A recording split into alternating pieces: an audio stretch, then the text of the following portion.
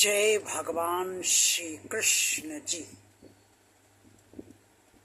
इस संसार में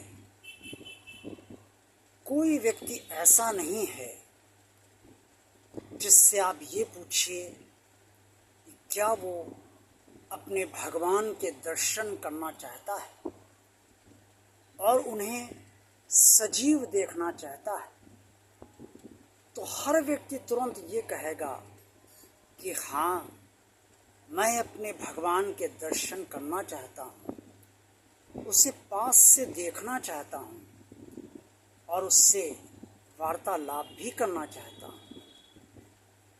लेकिन इस इच्छा के बावजूद ऐसे बहुत विरले व्यक्ति इस संसार में हैं जिन्हें भगवान के सजीव दर्शन हुए, जिन्होंने पूरा जीवन भगवान की साधना और आराधना में लगा दिया। उन्हें भगवान के अलावा कुछ भी नहीं सूझा और वो जीवन भर भगवान की सेवा और भगवान की भक्ति में ही लगे रहे। हर चीज़ की कीमत देनी पड़ती है। बिना कीमत दिए, बिना मूल्य दिए कोई चीज़ आप बाजार से नहीं खरीद सकते। आपको यदि भोजन भी करना है तो भोजन सामग्री के लिए आपको धन खर्च करना पड़ता है। गेहूँ, चावल, आटा, सब्जी वगैरह, दाल वगैरह, इन सब को खरीदने के लिए आपको धन देना पड़ता है। उसका जो मूल्य होता है वो देना ही पड़ता है, तभी आपको वो भोजन सामग्री प्राप्त होती है।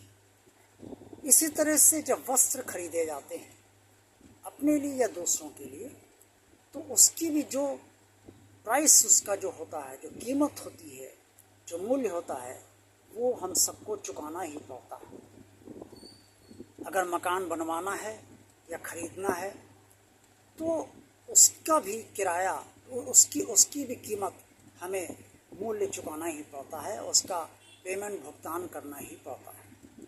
अगर किराए के मकान में हम रह रहे हैं तो किराए के मकान में रहने के लिए भी हमें हर माह मकान मालिक को किराया देना ही पड़ता है।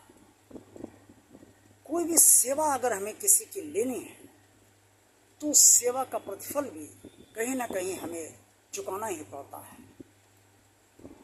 अगर भंडारे में भी हम कहीं कुछ खाते हैं तो कभी कभी या अक्सर लोग कुछ भंडारे में भी दान दक्षिणा इसलिए कर देते हैं कि उन्होंने भंडारे में भोजन खाया है, चाहे वो बाबा अमरनाथ बर्फानी समेत, चाहे वो बाबा अमरनाथ जी की भंडारे में हो और चाहे वो किसी अन्य के भंडारे में हो।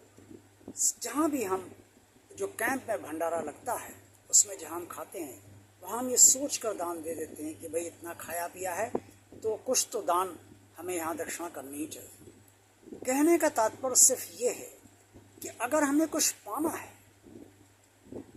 तो हमें उसके लिए उसकी कीमत चुकानी ही पड़ती है।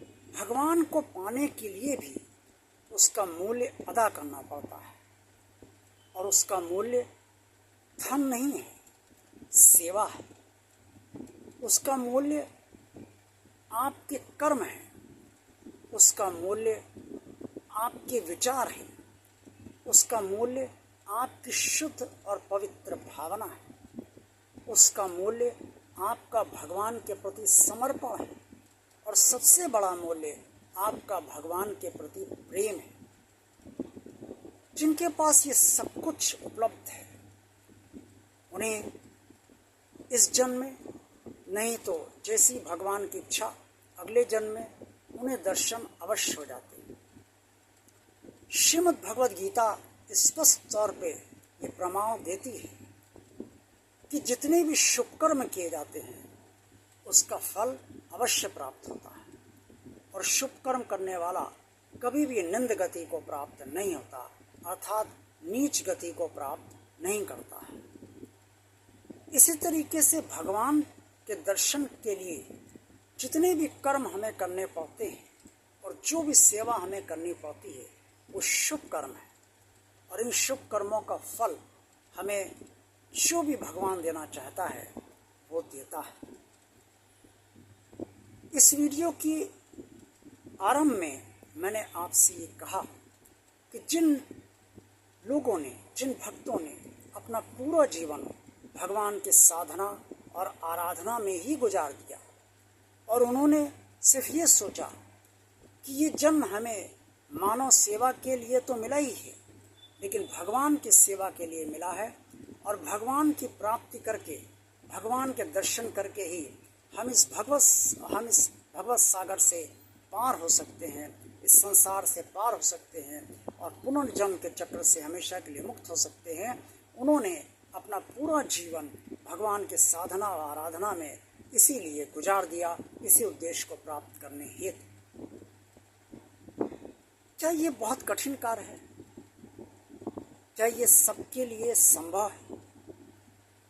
अगर ये असंभव है तो जहाँ असंभव लगे वहाँ भगवान के दर्शन तो हो ही नहीं पाएंगे।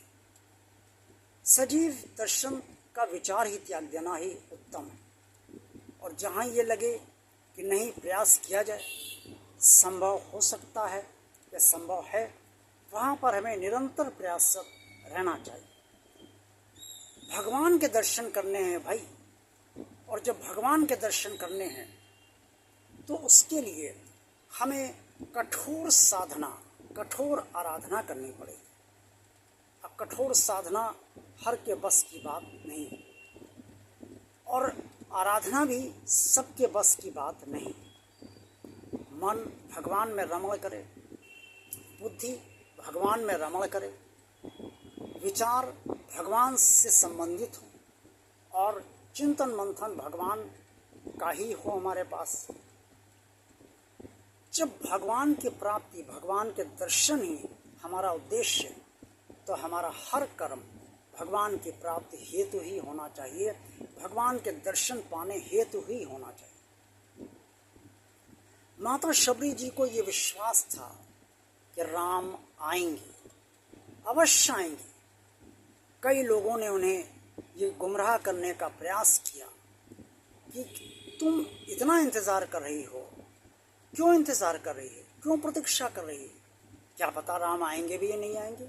लेकिन माता शबरी का विश्वास इतना अटल था, इतना ठोस था, चूने के पत्थर की तरह दृढ़ था कि उन्होंने हर से, जिन्होंने भी ये गुमराह करने की उन्हें कोशिश की, यही कहा कि नहीं, राम आएंगे, वो मेरे राम हैं, वो जरूर आएंगे।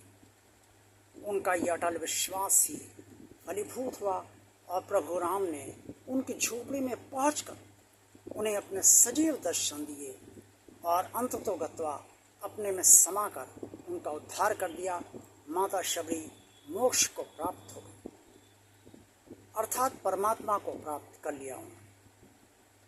पूरा जीवन माता शबरी ने इस आशा के साथ व्यतीत किया और गुजार दिया कि राम को देखना है, अपने भगवान को देखना है, अपने भगवान के दर्शन देना है, करना है, और भगवान उनके आएंगे दर्शन देंगे।